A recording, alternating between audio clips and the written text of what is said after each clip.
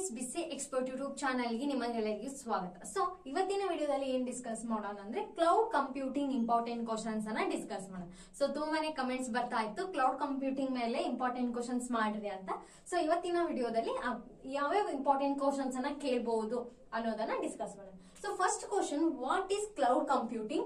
Write the applications of cloud computing ಕೇಳಬಹುದು. So 8 marks ಕೂಡ ಕೇಳಬಹುದು ಅಥವಾ 10 ಮಾರ್ಕ್ಸ್ ಕೂಡ ಕೇಳುವಂತ ಚಾನ್ಸಸ್ ಇದೆ. So what is cloud computing?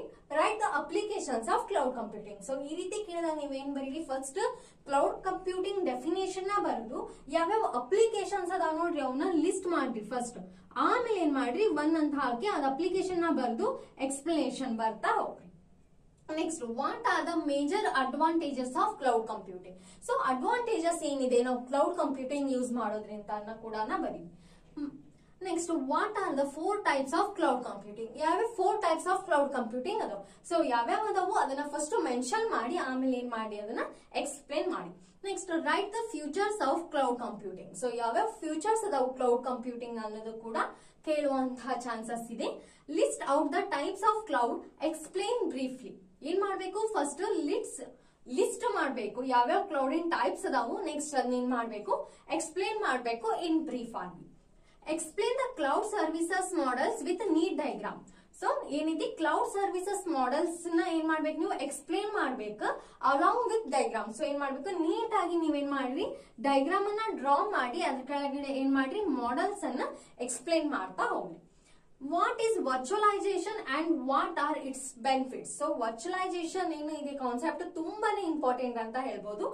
ಈ ಬೇಸ್ ಮೇಲೆ ಈ ವರ್ಚುಲೈಸೇಷನ್ ಕಾನ್ಸೆಪ್ಟ್ ಮೇಲೆ ಒಂದು ಕ್ವಶನ್ ಅಂತೂ ಪಕ್ಕಾ ಕೇಳುವಂತ ಚಾನ್ಸಸ್ ಇದೆ. List and discuss the various types of virtualization.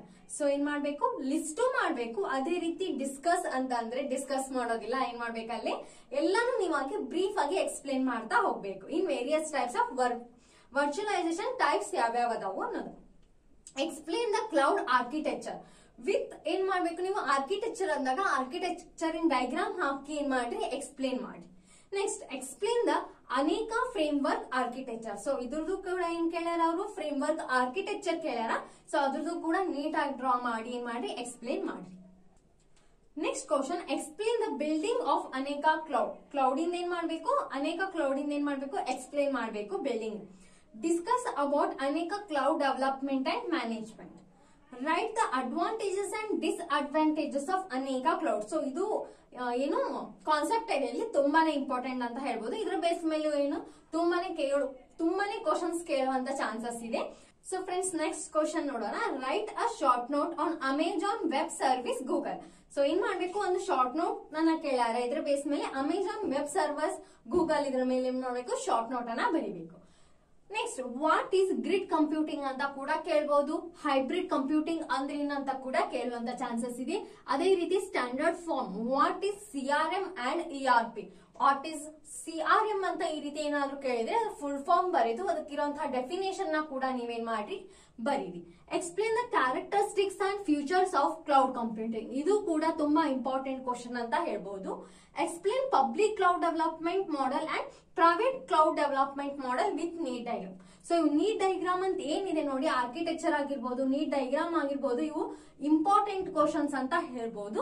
So neat ಆಗಿ ಡ್ರಾ ಮಾಡಿ ನೀವೇನ್ ಮಾಡಿ, ಎಕ್ಸ್ಪ್ಲೇನ್ ಅನ್ನ ಮಾಡ್ರಿ. ಸೊ ಇಲ್ಲಿ ಮಾರ್ಕ್ಸ್ ಪೂರ್ತಿ ಬರುವಂತ ಚಾನ್ಸಸ್ ತುಂಬಾ ಇರುತ್ತೆ. ಸೊ ಹಾಗಾಗಿ ಯಾವುದೇ ಮಾರ್ಕ್ಸ್ ಅನ್ನು ನೀವು ಬಿಡದೆ ನೀಟ್ ಆಗಿ ಏನ್ ಮಾಡಿ, ಡ್ರಾ ಮಾಡಿ. ಅದೇ ರೀತಿ ವರ್ಚುಲೈಸೇಷನ್ ಅನ್ನೆಲ್ಲ ಇದು ಕೂಡ ಇಂಪಾರ್ಟೆಂಟ್ ಕ್ವಶನ್ಸ್ ಅಂತಾನೆ ಹೇಳ್ಬೋದು.